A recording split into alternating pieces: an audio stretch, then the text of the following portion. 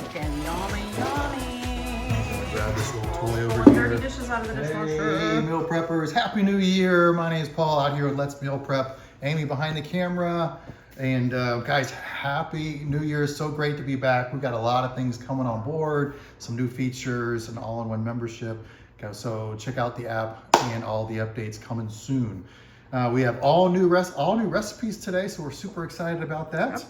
And we're just gonna get right to it. All right. We've got a sweet orange shrimp, Yum, which yum. is super easy to make. And believe it or not, it does keep the orange flavor. I've made a lot of orange dishes, and sometimes that orange flavor doesn't hold through, but this is thickened up with arrowroot powder. So even though you got a really thick sauce, doesn't mean it has high fat or a lot of sugar. There is coconut aminos in here.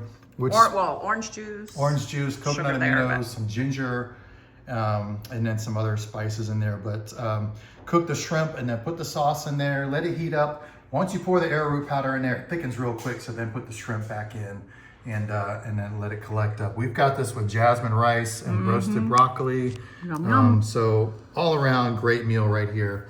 Over here, this is a dish that Amy cooked up, so I'll probably let her chime in here in a little bit. Yep. But this is a chicken and lemon rice dish. It is Greek phenomenal. Greek chicken and lemon rice. We had the rice left over because it made a lot, and so we had the leftover rice for lunch, and it is got a great taste. It was really came out good. We roasted some Brussels sprouts and cauliflower. And then we topped it with the feta cheese. We were going to put it in it, but then we decided, no, we want to top it. That way you can control your portion on the cheese on this if you want. That means we forgot. Until I said, didn't we buy feta cheese? You don't What's have it to admit for? that, babe. Yeah, you know. I'm transparent, babe. I'm transparent.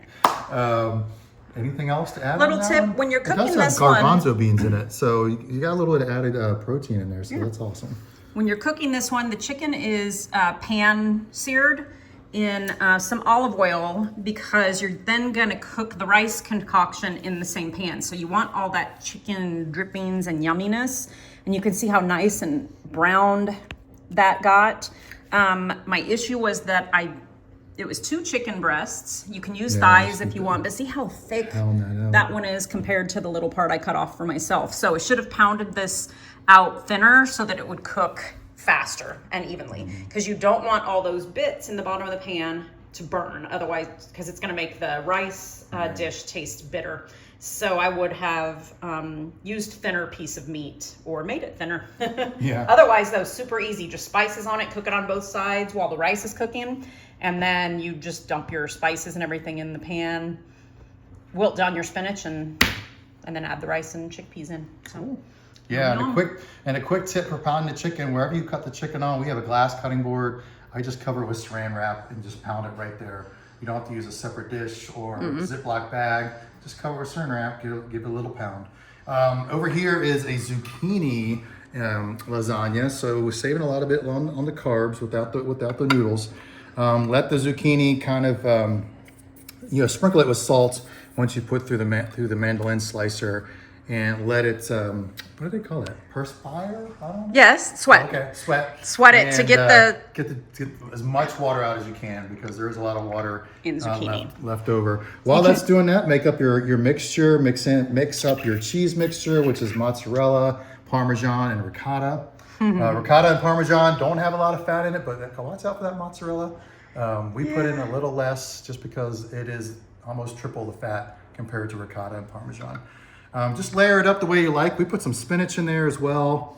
And this is basically but it has ground turkey as the mixture in there too. Basically a traditional lasagna, just replacing the noodles with zucchini. This is not necessarily a low-fat dish. It is just a little bit better than.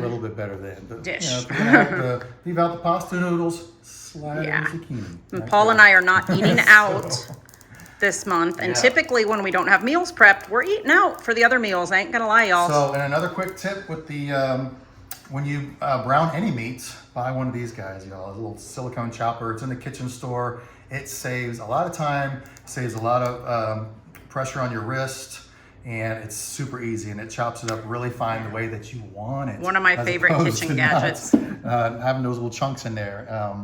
look for it. Like I said, it's in the kitchen store. Look for it.